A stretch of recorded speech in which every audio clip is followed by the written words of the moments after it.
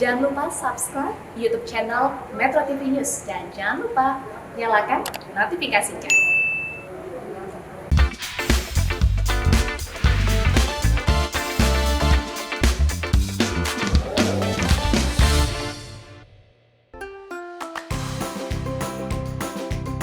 Hai kawan Susi, bertemu kembali di hari Rabu. Saatnya kita cek ombak. Episode kali ini Susi Pujiastuti akan mengajak kawan Susi untuk mengenal lebih dekat dengan sosok Menteri Agama Republik Indonesia. Yap, Yakut Khalil Qaumas atau akrab disapa Gus Yakut. Nah, Gus Yakut akan menceritakan perjalanan hidupnya hingga menjadi orang nomor 1 di Kementerian Agama Republik Indonesia. Hanya di Susi Cek Ombak loh, Gus Yakut akan bercerita mengenai peran penting sosok ibunya. Gak cuma itu, Gus Yakut juga akan membeberkan konsep moderasi beragama yang ia rancang, serta memberikan informasi terkini soal pelaksanaan ibadah haji tahun ini.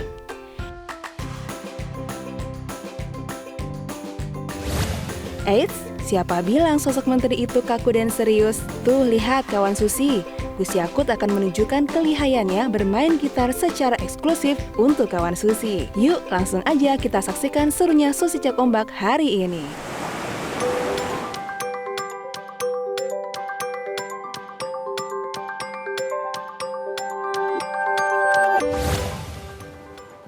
Nah, karena kita sudah mengikuti disclaimer prokes, Saya juga buka. Boleh dong buka. Kita sudah jaga jarak, antigen sudah, semua sudah. Nah, kawan Susi, kita kembali ke Susi Cek Ombak ke laut saja. Nah, tamu saya hari ini adalah Gus Yakut, Menteri Agama Republik Indonesia, Kabinet Indonesia Maju. Ya. Nah, saya bertemu beliau beberapa waktu lalu ya, Gus ya. Iya, Bu, iya. Tahun 2000 Sebelum COVID-19. ya 2019 di Rembang. Di Rembang. Tahu kawan Susi. Habis itu saya dibajak sama beliau. Saya sedang bertamu ke tempat Gus Mus. Iya. Beliau sedang ada acara seluruh Indonesia. Iya. Ansor, ya, acara Ansor. Iya, Sarasehan Ansor seluruh Indonesia. Jadi saya, yuk lihat sebentar ke sebelah Bu Susi. Ya, oke. Sampai situ suruh gelorakan nasionalisme dan patriotisme juga. Bagaimana jiwa milenial daripada Ansor membangun. Gus Yakut ini memang luar biasa kalau sudah namanya membangkitkan semangat dan spirit pemuda-pemuda Ansor. Nah, saya bilang hari ini karma itu terjadi. Kalau kita dalam Islam bicara ya amal jariah ya Gus. Ternyata diberikan Tuhan balasannya hari ini kita akan kerjain Gus Yakut. Nah, kalau di kawan Susi kan nggak boleh semua serius, nanti penonton marah-marah tuh kawan Susi Gus. Jadi kita ada sedikit-sedikit lah singgung-singgung cerita Gus Yakut yang sebelum jadi menteri, lalu setelah jadi menteri, di mana Gus nanti ada statement yang membahana, membuat semua terpana, baru sadar. Wow. Berkenan kan Gus? Siap Bu Susi, ya, perintah Bu Susi. Kalau enggak nanti rumah depan tuh saya kunci, nggak bisa keluar Gus. Nah kawan Susi, kita interview beliau ya. Nah Gus, ini bagaimana ceritanya kan? Gus sebelumnya kegiatannya mungkin ingin di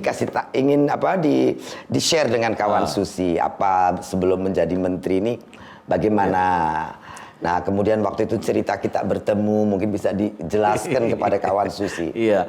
Jadi sebenarnya Bu, kalau saya merasakan sebelum jadi menteri itu sebenarnya ya tidak ada bedanya. Bedanya sekarang cuma memiliki kewenangan yang lebih besar. Sehari-hari sama saja sebenarnya ketika di Ansor dulu sebelum diperintahkan oleh Presiden untuk menjadi salah satu pembantu beliau di Kabinet Indonesia Maju ini sebagai Menteri Agama, kerjaan saya sehari-hari ya keliling Indonesia saja. Keliling Indonesia untuk memastikan bahwa memang negara ini aman-aman saja, bahwa pluralisme itu terjaga. Jadi kemana-mana. Sebagai pemimpin GP Ansor. GP Ansor. Jadi saya hampir tiap hari, bahkan istri saya itu sering protes Ya. karena jarang di rumah. Jarang di rumah. Di rumah, tetapi ya lambat laun dia juga ngerti lah, dan anak-anak juga akhirnya tahu. Dan itu saja kerjaan saya, tiap hari keliling-keliling Indonesia, memastikan apa itu tadi, situasi negeri ini aman lah kira-kira. Dan sampai akhirnya sempat ke Rembang juga. Ya, Nah, ketika betul. itu Bu Susi sedang di tempat Gusmus ya, sedang ya. tempat Gusmus. Dan kebetulan di saat yang sama itu ada pendidikan kepemimpinan nasional Ansor. Ya. Ada di situ berkumpul semua Seluruh Indonesia seluruh waktu Indonesia. itu ya Gus. Betul, Iya, perwakilan betul. di semua provinsi ada datang semua di situ, dan ya saya kan harus dapat apa ya? Saya merasa bahwa ini ada momentum baik. Ini ada orang hebat yang selama ini menjadi apa, inspirasi banyak orang, ada Bu Susi di sini, harus dimanfaatkan. Nah, kita bacalah Bu Susi, dan alhamdulillah Bu Susi berkenan gitu. Jadi kita senang sekali, dan teman-teman tuh senang, dan saya merasakan kesan itu sampai hari ini. Jadi ada Bu Susi yang memberikan motivasi kepada teman-teman, dan saya dan teman-teman ini kan merasa bahwa Bu Susi ini kalau bicara tanpa beban, Bu. Oh Ya iya. ada bebannya, los gitu. Jadi Ya, memang ini- apa adanya makanya saya, Gus. karakternya pas Ya. dengan karakter anak-anak Ansor ini pas ketemu. Ya, saya juga senang kaget. sekali. Betul, kawan Susi. Saya juga kaget karena melihat anak-anak GP Ansor ini luar biasa. Spirit dan semangatnya itu, saya pikir kalau orang-orang pesantren atau agama, dalam lingkaran keagamaan, apalagi dengan pesantren-pesantren itu biasanya kan mungkin lemah lembut atau apa. Tapi ternyata mereka luar biasa, Gus. Karena mungkin kepemimpinan Gus juga kan. Pak gitu. Enggak, saya kira itu sudah apa ya, sudah inherent di dalam diri mereka. Memang ada bagian tertentu dari kaum santri ini harus keras-keras begini, Bu Susi. Oh, oke. Karena kalau semuanya halus ya gimana? Ya, harus saya sedikit agak surprise dan saya juga jadi semangat tuh Gus. Cara mereka merespon omongan-omongan saya pikir mereka agak gimana, tapi ternyata tidak gitu loh, luar biasa. Nah, pada saat dipanggil menjadi menteri nih Gus, Iya. apa perasaan yang Gus Yakul dapat? Apakah kaget atau gimana gitu? Terus bagaimana Gus merefleksikan, oh saya harus seperti ini misalnya nanti setelah saya menjalankan tugas saya sebagai Menteri Agama. Iya, Mungkin terus bisa terang refleksi. Bu. Jadi emang terus terang saya kaget Ya. ketika diminta Pak Presiden untuk membantu beliau sebagai Menteri Agama, apalagi itu. Saya sampaikan kepada beliau pada waktu itu ketika pertemuan pertama ya, setelah dipanggil itu, saya sampaikan, Pak Presiden, bahkan dalam mimpi yang paling liar saya tidak pernah bermimpi menjadi Menteri Agama, Pak Presiden. Saya sampaikan itu, saya nggak pernah. Karena memang saya merasa satu masih muda gitu kan, Ya. dan masih gayanya masih belum seperti gaya Menteri Agama yang old school itulah Ya, kira-kira. tapi Pak Jokowi memang kadang-kadang Pak Presiden kita ini mencari orang-orang yang agak apa gitu kan. Ya, saya ingat itu waktu saya sendiri kan. Saya bilang, saya ini agak gila loh Pak. Ya mungkin negeri ini butuh orang gila, kata beliau begitu. Ya, mungkin terus saya waktu juga itu- bagian dari orang gila itu. Oh, Dan yang terpikir oleh saya ya apa ya, kira-kira. Saya memang tidak bisa menebak saat itu ya apa yang diinginkan beliau. Ya, Dan ya, beliau juga tidak menceritakan sebenarnya apa sih, kenapa harus saya gitu. Tapi Presiden, mungkin saya pikir kan kita pernah waktu itu ada di Prambanan ya Gus. iya pernah di Prambanan Mungkin kita. beliau terkesan itu kali pertemuan Gus mengumpulkan seluruh GP Ansor kan. Iya, makanya yang tersirat dalam pikiran saya itu waktu itu hanya bahwa ya ini namanya Menteri Agama Republik Indonesia, bukan Menteri Agama Islam. Islam saja, betul. Hanya Islam saja. Nah, dari situ kepercayaan diri saya ini muncul, Bu. Karena kalau hanya Menteri Agama Islam, kapasitas saya ini nggak cukup untuk menjadi Menteri Agama Islam gitu. Tapi ya ini Menteri Agama Republik Indonesia, ya sudah, saya akan menjadi Menteri semua agama. Ya. Karena itu saya bilang ke Presiden, bagi saya Pak Presiden, saya ini dididik untuk tidak mengejar jabatan. Apapun jabatan itu. Saya didik orang tua saya, guru-guru saya untuk melarang mengejar jabatan. Tapi ketika tugas itu datang, pantang juga surut ke belakang. Nah, ini yang saya pastikan ke Pak Presiden bahwa saya siap dan akan menjalankan amanah ini sebaik-baiknya. Itu saja yang terlintas pada waktu itu.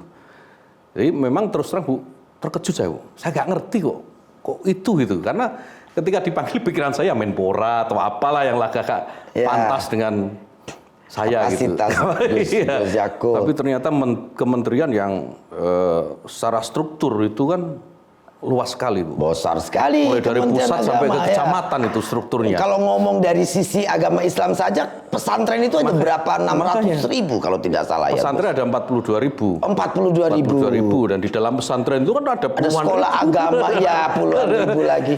Dan itu tantangan yang luar biasa, menurut saya. Tantangan luar biasa, dan itu baru sisi Islam saja. Islam saja, Sementara yang belum diuruskan belum yang banyak Kristennya, agama. yang Budanya, yang dari Ada 6 agama 6 agama di Indonesia. Iya. Ya. Itu, Bu. Jadi ya bismillah, saya kemudian sungkem ke ibu saya. Karena jimat saya ya ibu saya. Ya, Jadi Gus. saya sudah nggak punya Ya ayah. beruntung Gus masih punya. Waktu itu saya mau sungkem ke siapa? Yang saya tenteng akhirnya Pak Solihin GP Gus. Waktu dilantik jadi menteri. Gitu. Nah, saya sampaikan ke ibu saya. Jadi kalau saya mohon restu ya, kalau memang ibu ini merestui, saya akan jalankan amanat ini. Ya. Kalau tidak, saya akan sampaikan ke presiden, saya akan menolak amanat ini. Nah, ibu saya bilang, ibu saya hanya mengatakan begini, saya doakan kamu dan semoga ini ada manfaatnya untuk hidupmu, untuk kelangsungan bangsa ini. Itu pesan ibu saya. Jaga baik-baik amanah, tidak boleh korupsi. Itu. Hanya itu saja. Dan berbekal itu saya bismillah sudah. Ya, jalan. Karena Nilai agama agama itu kita. tidak ada satupun agama yang mengajarkan keburukan. Apapun agama, semua agama itu pasti mengajarkan kebaikan. Nah, jadi kita harus terinspirasi oleh semua kebaikan itu.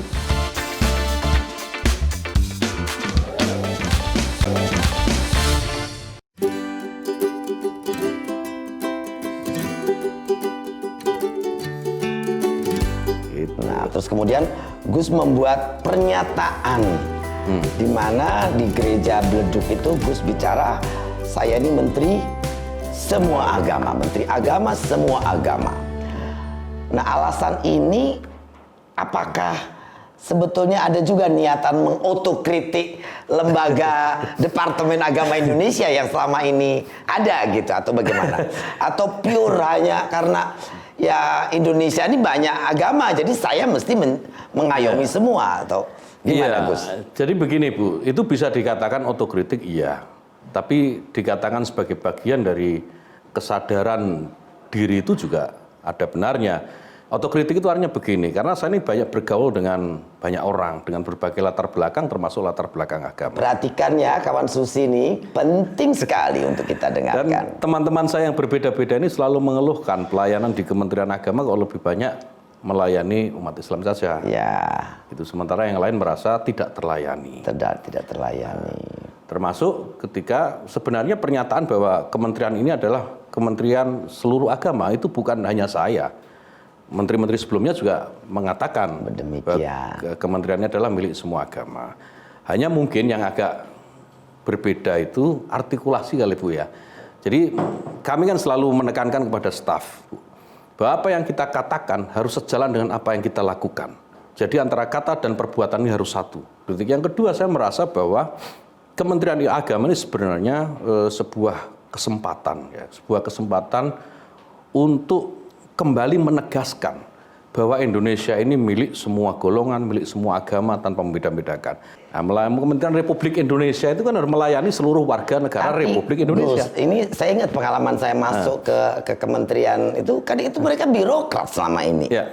Mereka pikir ya menir-menir tadi. Ya. Sampai saya harus bilang, Anda tuh dirjen, direktur jenderal, bukan komisaris saya. Ya. Komisaris saya Pak Presiden kalau diibaratkan dalam perusahaan kan. Betul. Jadi Anda direktur ya directing kerja di lapangan, hands on gitu saya bilang. Jadi setiap minggu sekali saya ketemu dengan dirjen. Semua dirjen gantian bergilir untuk dalam bahasa saya supaya lebih lunak belanja masalah. Mari kita belanja masalah. Kita ini punya masalah apa? Selesainya ya. Nah, kemudian kan muncul tuh masalah, identifikasi keluar semua, kemudian kita bagi tugasnya apa nih? Berarti Dirjen A melakukan ini, Dirjen B melakukan ini. Kapan ini selesai? Kira-kira minggu depan, Pak. Saya nggak mau minggu depan, kasih tanggal. Karena minggu depan selalu ada, 1 tahun udah 52 minggu. Nah, benar, itu, Bu. Gus. Nah, saya juga waktu itu mendengar Anda menyampaikan ke Presiden nih, melalui Kementerian Agama, Saya ingin menjadikan agama sebagai inspirasi, bukan aspirasi. Bagaimana konsep Gus Yakut moderasi beragama yang ingin diterapkan nih sebetulnya? Iya, Bu. Dan Jadi, antara inspirasi dan bukan aspirasi ini explanation-nya apa? iya.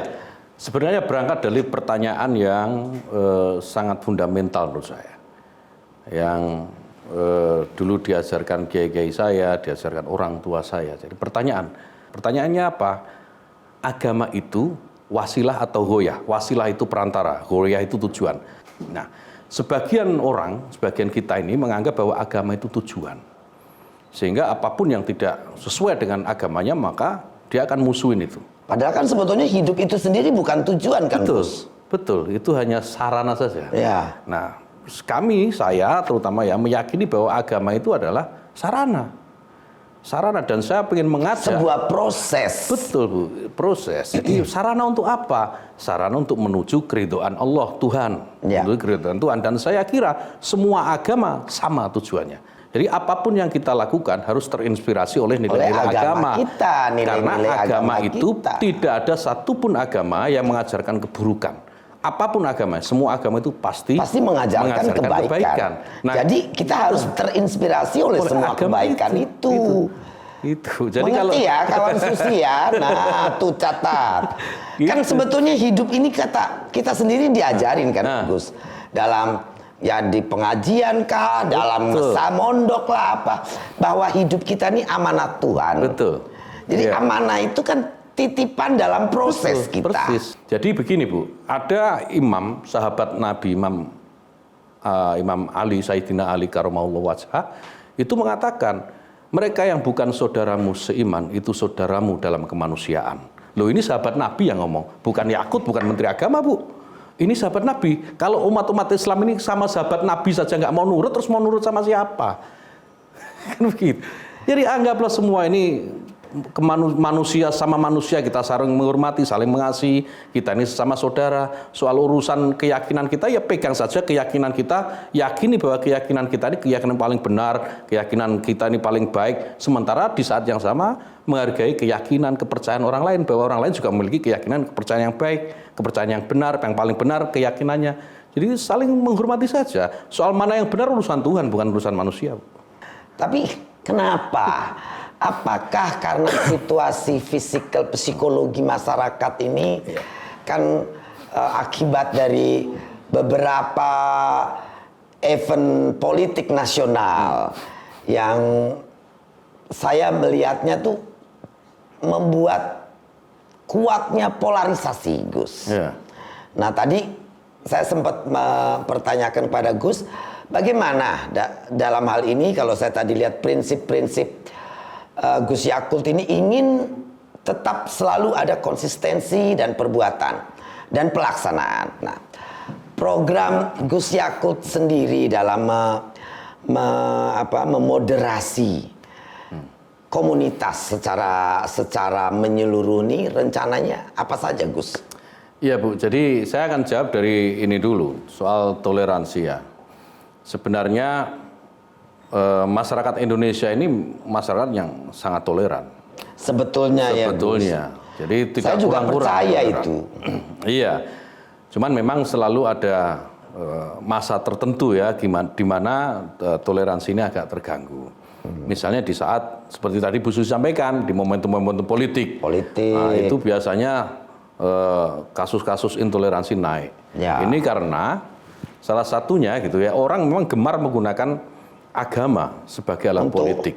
Untuk memilitansi juga ya kelihatannya, Gus. Karena agama ini kan sebenarnya memiliki dua mata pisau. Iya, betul. Ya, seperti dua mata. Satu sisi dia mempersatukan, di sisi yang lain ini bisa sangat destruktif. Gampang sekali memecah belah. Ya. Gampang sekali. Nah, bagaimana sekarang tugas Kementerian Agama kalau menurut saya meminimalisir kalau toh tidak bisa menghilangkan sama sekali sisi destruktif dari agama ini, termasuk penggunaan agama untuk isu-isu politik. Ya. Kita tahu di momentum pemilihan presiden, pemilihan gubernur DKI dan saya tidak tahu entah sampai kapan itu agama digunakan sebagai alat politik. Bukan hanya di Indonesia, Bu. Ini gejala global menurut saya. Di banyak tempat itu agama selalu digunakan sebagai alat politik.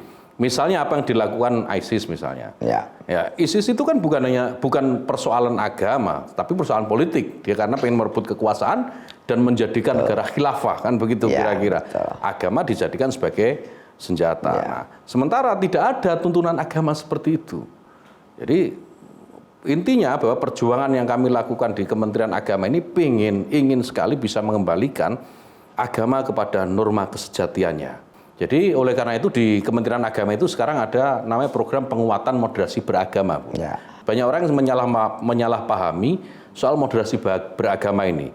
Bahwa seakan-akan yang mau dimoderasi itu agamanya. Padahal bukan. Perilaku beragama.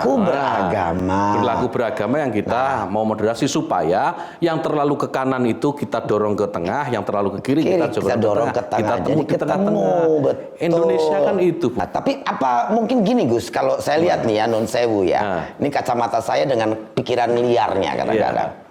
Jadi kalau saya lihat persoalan polarisasi ini kan gara-gara politik. Ya. Nah, bagaimana kalau dibikin program itu pendidikan kepada para politikus gitu loh. Untuk tidak berpolitik menggunakan agama gitu loh. Agama dan politik jangan dibawa-bawa gitu loh. Jadi kalau kampanye misalnya politik entah partai lah, entah caleg lah, jangan bawa ulama gitu loh. Itu menarik. Ya, sowan ke rumah ulama, oke.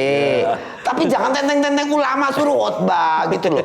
Suruh suruh berkhotbah dalam acara kampanye politik. Itu menarik Bu, itu menarik sekali. Memang menurut saya perlu selain peraturan, saya kira yang paling penting adalah kawan Susi saya komporin Gus Yakul. Selain membuat aturan tentang itu Bu, yang paling penting dari itu adalah kesadaran dari para politisi. Tapi mereka nggak akan sadar Gus, nafsu politiknya itu loh yang kadang-kadang gitu. Mungkin Gus harus tampar dengan ketegasan, dengan konsistensi. Mulai sekarang sebaiknya Anda jangan bawa-bawa agama ke dalam perilaku politik. Tadi dengan adanya pembatasan seperti itu, Gus kan ini setahu saya nih, namanya haji di daerah kayak di Pangandaran aja. Orang udah umur 70 tuh masih nunggu-nunggu setiap hari mimpinya itu naik haji. Betul. Nah, sementara kita udah tahu nih ada pembatasan.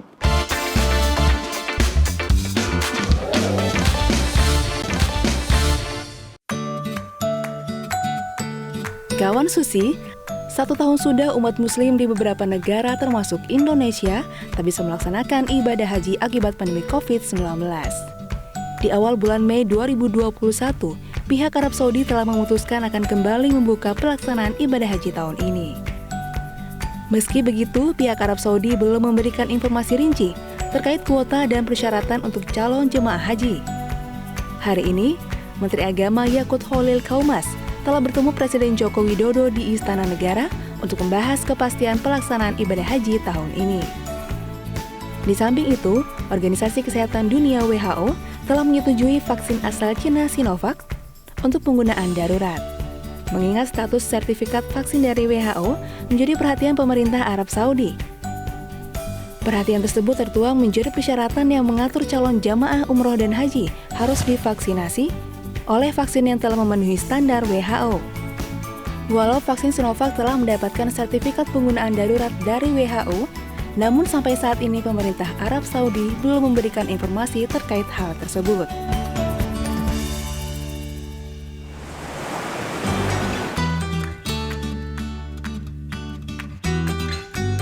Nah, Gus, tadi kita sedikit masuk ke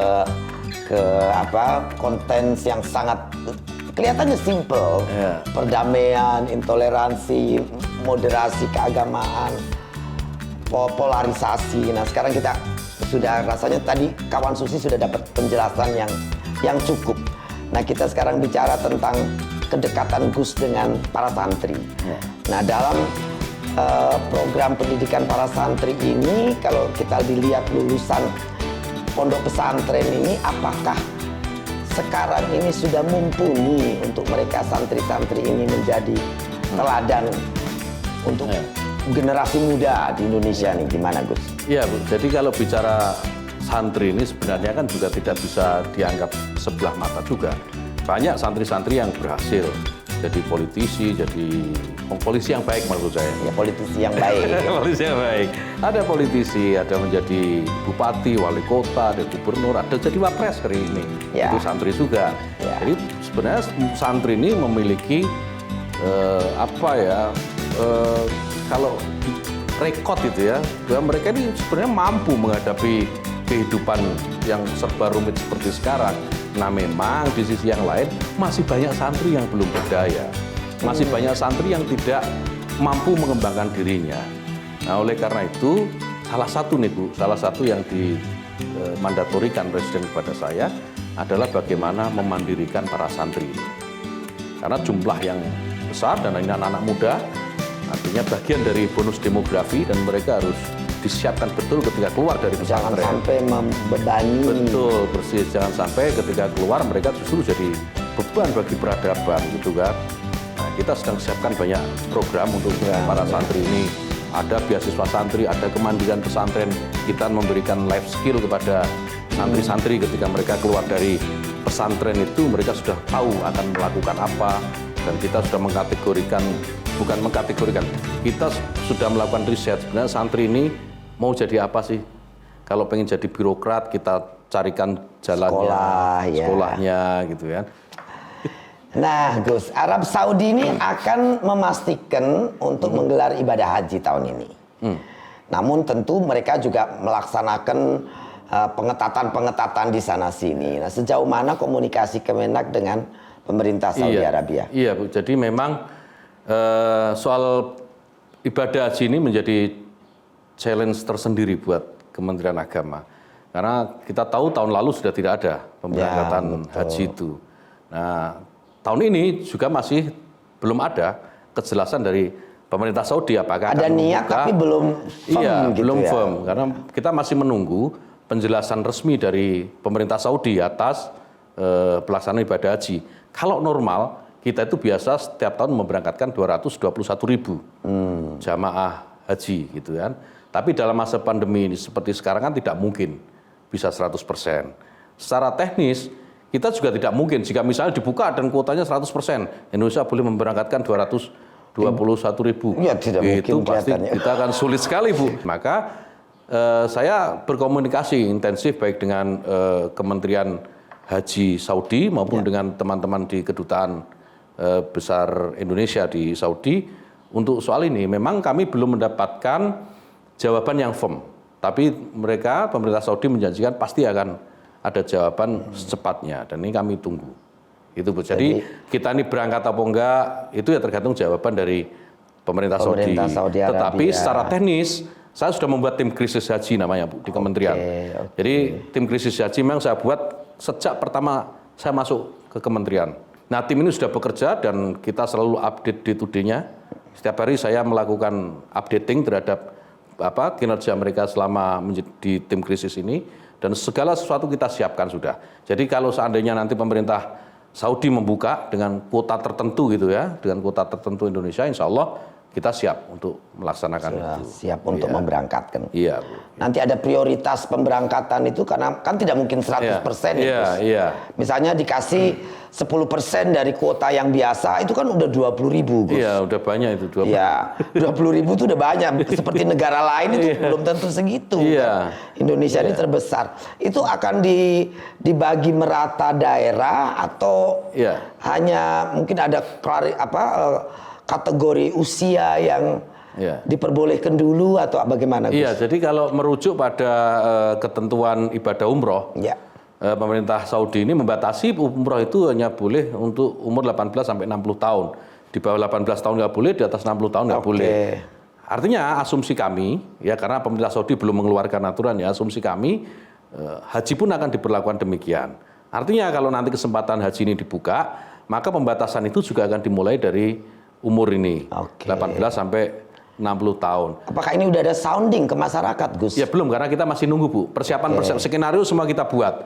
Skenario 100% sampai skenario 5%. Jadi 100%, 50%, 30, 20, 10, dan 5%. Kita semua sudah bikin skenario pelaksanaan ini. Nah, ini saya kira penting. Jadi kalau kuota ini diberikan, kita sudah tinggal jalan saja. Nah, soal berapapun kuotanya kita akan terima dan insya Allah kita akan terberangkatkan dengan membagi ke semua daerah, tentu saja proporsional Bu. Kita akan lihat misalnya di Pulau Jawa ini dulu berapa banyak berapa persen dari 221 ribu itu. Nah nanti kita akan hitung yang sama dengan kuota yang diberikan ke kita. Jadi supaya fair lah gitu, semua juga dapat kesempatan meskipun Tapi terbatas. tadi dengan adanya pembatasan seperti itu, Gus, kan ini setahu saya nih, namanya haji di daerah kayak di Pangandaran aja, orang udah umur 70 tuh masih nunggu-nunggu setiap hari mimpinya itu naik haji. Betul. Nah, sementara kita udah tahu nih ada pembatasan.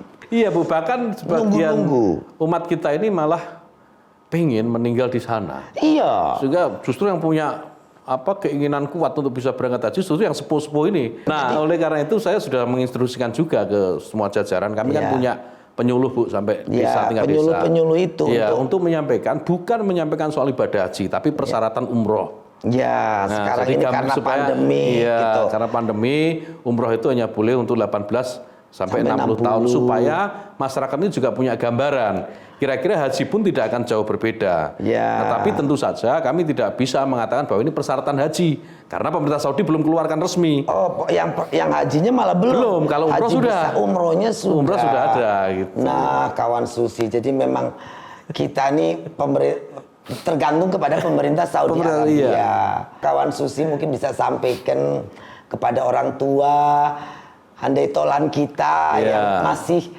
berharap untuk berangkat haji, ternyata pandemik ini memulai ketentuan-ketentuan baru di Saudi Arabia dalam pelaksanaannya. Mereka ingin ada pembatasan dari usia 18 sampai 60 untuk umroh. Jangan didik anak kita penakut.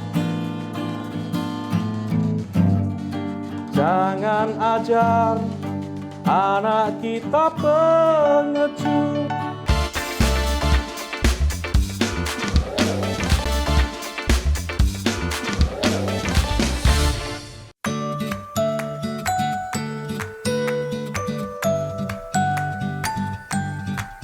Nah, kawan Susi, kita sudah berbicara banyak tentang isu serius dan isu besar haji.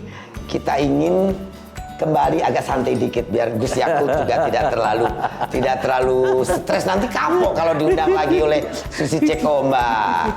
Nah Gus, ini gimmick nih pertanyaan Gus. Gus Yakut ini merasa sedih kalau apa Gus? Kalau saya merasa tidak bisa mewariskan dunia yang lebih baik kepada anak cucu saya nanti. Kalau tidak bisa mewariskan dunia yang lebih baik kepada anak cucu saya. Yang kedua, hal yang paling memalukan dalam hidup dan ingin saya lupakan apa tuh Gus? Susah sekali ini pertanyaannya. Saya ini hanya yang kita memalukan. Kan pasti ada hal yang kita ini pernah apa gitu kan? Iya. Kelupaan nama orang atau keliru gitu Gus. Iya. Jadi yang paling saya pernah ini Bu. Jadi paling memalukan buat saya itu kalau saya ketahuan berbohong. Ya. Itu yang paling memalukan. Jadi ya sebagai manusia tentu saya tidak bisa menghindari itu. Ya. Saya mungkin ada kalanya saya melakukan kebohongan, tapi suatu saat terutama itu kepada anak-anak misalnya. Wah itu kalau bohong sama anak-anak harus ketahuan saya bohong, malunya setengah mati. Apalagi pada publik Bu, saya nggak mau berbohong publik. Ya, setiap orang pasti ada itu. Pengen saya tuh masuk ke dalam tanah tidak kelihatan lagi. Ada ya memang. Nah, saya sangat menggebu-gebu kalau saya apa nih Gus? Kalau semangat Gus ini muncul kalau lagi ngapain nih? Lagi saya ada bisa, acara apa gitu? Ya, saya bisa melakukan yang terbaik untuk bangsa dan negara ini. Itu yang membuat saya akan sangat bersemangat. On fire lah kalau itu. Ya, panggilan negeri memang kadang-kadang membakar kita dan membuat kita tidak takut tentang apapun demi negeri. Nah, saya juga pernah mengalami saat-saat itu, Gus. Percaya saya. Ya, tenggelamkan. Wah, kapal maling ketangkap. Itu dia. Tidak pikir tuh saya perempuan. Naik ke geladak, peng. Gitu saja, Gus. Ya, itu demi negeri loh, kawan Susi. Orang tidak tahu ini orang tidak tahu kalau di rumah saya sering melakukan apa nih Gus. Yang masih rahasia orang pun tidak pada tahu nih Gus. Jadi saya sering nyanyi-nyanyi sendiri, Bu. Kalau lagi stres nyanyi-nyanyi sendiri. Masih nggak tahu bagus itu. Gus. Saya pengen nyanyi tapi suaranya orang pada bubar semua. Sama, kalau saya Bu. nyanyi. Makanya nyanyinya saya di rumah. Ya. Kalau di rumah orang bubar semua itu. Oh, nanti kita tes ya, Kang Sisi ya. Nah, orang tidak tahu kalau hobinya Gus Yakut ini apa? Yang tidak tahu Gus. Selain tadi nyanyi-nyanyi apa Gus? Saya itu sebenarnya lebih senang membaca, Bu. Membaca. Iya. Tapi sebetulnya dari wawancara ini jadi ketahuan loh Gus. Apa? Tadi bahasa Gus Yakut menjawab pertanyaan saya, membuat ya termasuk membuat literasi statement. Saya ingin menjadi menteri semua agama. Saya ingin agama itu menjadi inspirasi bukan aspirasi. Dari literasi yang Gus Yakut katakan, saya tahu bahwa Gus Yakut ini vocabulary kalau dibilang ensiklopedia katanya, literasinya tuh luar biasa.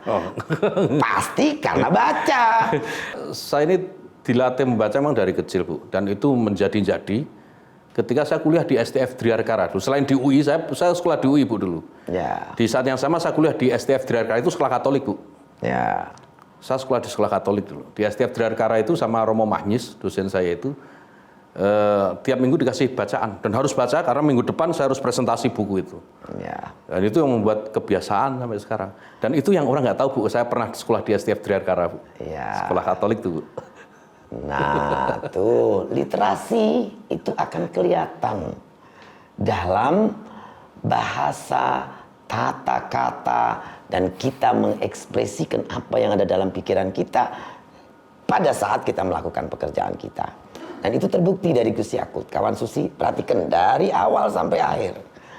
Literasi terliterate dari statement-statement beliau.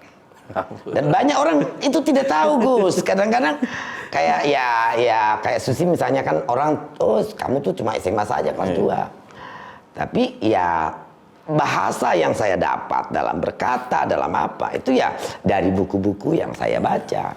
Karena saya juga hobi baca. Dan saya pikir tidak harus duduk di sekolah gitu Gus. Kalau Gus sampai sempat di UI, sampai sempat di sana, ya itu keberuntungan yang luar biasa. Alhamdulillah. Kalau saya memilih untuk tidak sekolah, mungkin saya sedikit lebih bandel Gus. Nah, oke, kawan Susi, tidak terasa perbincangan kita sudah 60 menit. Jangan lupa tetap nonton Susi Cek Ombak setiap hari Rabu jam 8 malam di Metro TV. Sekarang yang terakhir, tadi kan mau nyanyi-nyanyi kita dengerin yuk.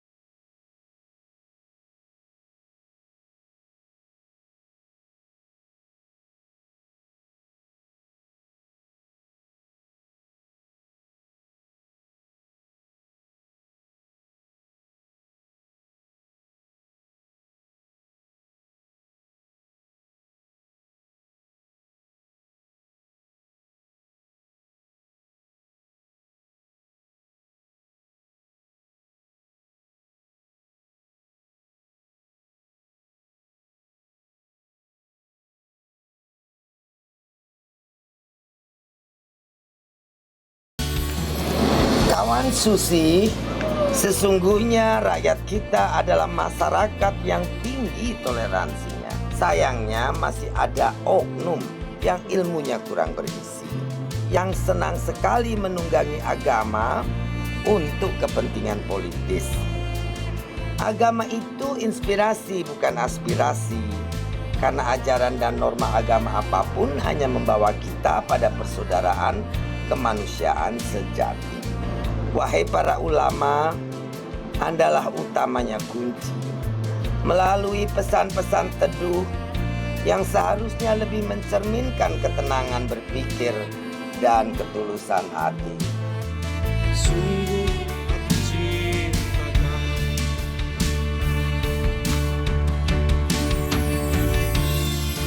Jangan didik anak kita penakut.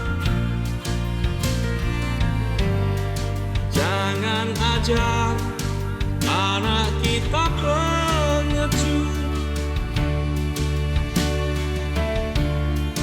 Tolong kabarkan tinjuku untuknya, demi kebenaran yang nyata.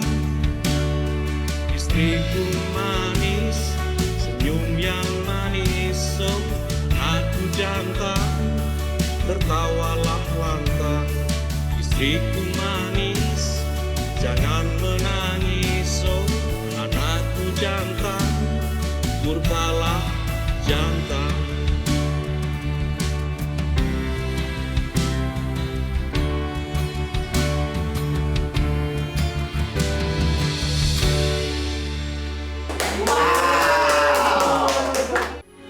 Metro TV,